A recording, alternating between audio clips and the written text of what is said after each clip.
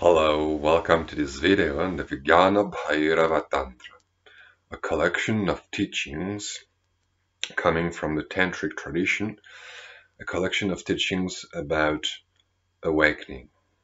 Today we shall see two verses, 101, 102. The first one, 101. kāmakrodhalobhamohamadamātsaryagocare buddhiṃ nistimitāṃ kṛtvā tattvam avaśiṣyate. Tattvam avaśiṣyate.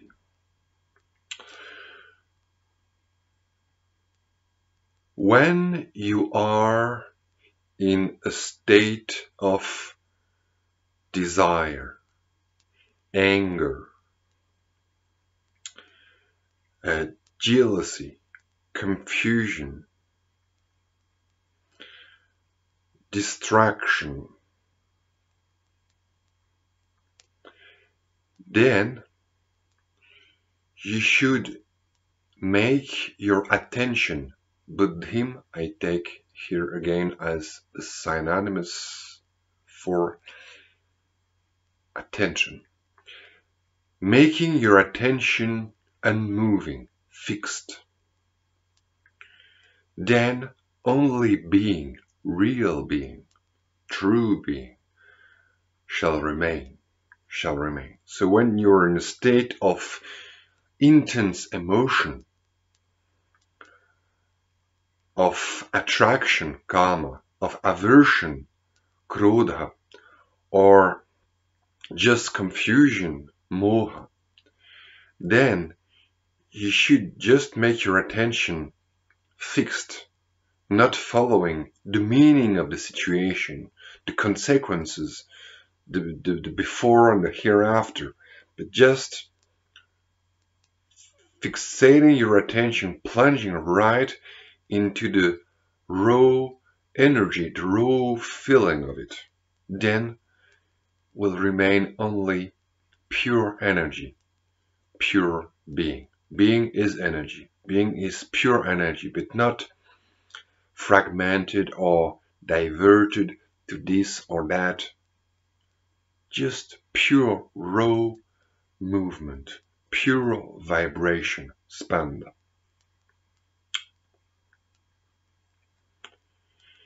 And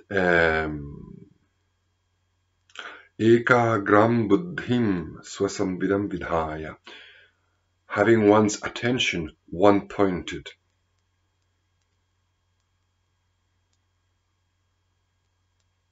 So one should just make abstraction, remove all the outer meanings, conventional meaning, like this is good, this is bad, I will succeed, I will fail, this will bring this and that consequence, and so on. All the conventional level speech that covers usually those emotions, and remain just with the raw emotion. And the raw emotion is just the pure energy of being. That's what is taught here. So emotion is a mean, is a spiritual mean, provided one has that power to plunge, that power of concentration, that power of abstraction in that sense, to just be with the raw emotion and not following the speech that is the mind into all consideration leading to another consideration, the labyrinths of thoughts about this and that consequence, but stopping all that and just remaining with the pure, with the naked movement, the naked feeling that we call emotion. And then we just remain without choosing, without any comment, without any judgment in that sense. It's not a general rule that we should not judge, not that we should not think. But here, in that very moment, when there is an emotion of anger or confusion arising in me, I just remain with the pure emotion, not choosing, not adding, not speaking any speech, just remaining quiet with the raw emotion, with the emotion, with the feeling itself. And the feeling itself is pure being, tattvam, avaśiṣyate. So we see here the original approach of tantric yoga. Emotions are not necessarily rejected. What is rejected momentarily is all the words that we project, that we add on the naked emotion. So this is a very important verse. And a very different view of emotions than in Patanjali's yoga, in Vedantic yoga, in Buddhist yoga. Next verse, 102. Indrajālamayaṃ viśvaṃ vyastaṃ citrakarmavat bhramad dhyāyataḥ sarvam paśyataś sukhodgamaḥ. So everything is spread out like a trick, like a magic trick. Everything manifests as all this as a magic trick, or like a work of wonder, citrakarma, which means also a painting designed to trick your eye, to make you believe that there is something there with depth, when truly it's just a two-dimensional flat painting. Citrakarma. Bhramad dhyāyataḥ, or just contemplating all that as confusion, or when you contemplate, when you could contemplate also any situation of confusion in daily life, when you don't know if this is a friend or a foe, if this is that person or that person, when you confuse the names, when you can't put the right name on the right face, or whatever. Sarvam paśyataś, seeing everything like that. Sukhodgamaḥ, happiness, well-being, ease of being arises. Fluid, a state of flow, where everything seems to flow spontaneously, without tension, without any hard feeling. So viśvaṃ grahya grahakatmakam jagat. This is all the world made of subject and object. Bhramad iti navarudhasya gacchatta rupa vartavat janmari. All the run of life, not running for life, but the race for life. I think that would be the right expression, which is like a turning wheel in which we are running all the time. It's all a state of confusion. We're running for this, and we are doing this for that, and that for another thing, so that we are like, I don't know how to say, like having the head underwater, and we don't take any breath, and we don't take any distance to have an overlook at the situation.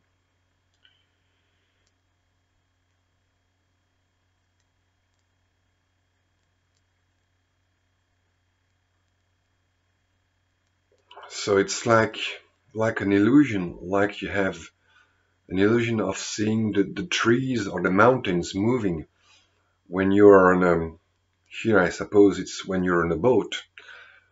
We would say today, like you're on a train, on a train wagon starting.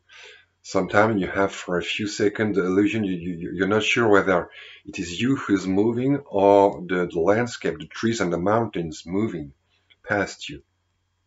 This is an example of an illusion when you are here on the boat in Nala, standing on a boat, because Kashmir is on the lake, and you are often on a boat, and kind of like in the city of Venice. You are on a boat, and the boat is moving, and you're quite sleeping. You're not clearly aware that you're on a boat, and when the boat starts to move, you can be unsure or confused for a few seconds whether it's the boat moving or the trees and the mountains moving. And everything is like that. Everything is a confusion. Everything is a delusion. Everything is like a magic trick. And when you see everything like that as a trick for the eyes, as a universal trick, in fact, without any exception, then you feel at ease. You feel at ease. Everything is flowing. Everything is in a state of flow, because you don't take things so seriously. So here the commentaries are not very helpful. They are quite short, but they're enough to make us understand. In the first verse, when we have a deep emotion, positive, negative, or neuter, of pure confusion, then we remain in that and we just drop everything. And what remains is pure being. Or realizing that everything is like an illusion, like a trick, like a movie theater. We relax in that realization. We relax in that realization. Just like seeing when we're seated in a train, we can be tricked, not being sure we are moving, or we see when we are moving, we feel like the landscape is moving, the trees and the mountains are moving. So these are realizations, insights that aim at relaxing body and mind and bringing us in a state of ease, which can sukha, which can be translated as happiness as well. Sukha is being right in the center, being well balanced, as opposed to dukkha, to be out of the center, not well centered, not in the right place, like feeling wrong, not harmonious. And paradoxically, realizing everything as magic trick, as illusion, can put us in the right place and bring us to feel that everything is flowing just harmoniously, spontaneously.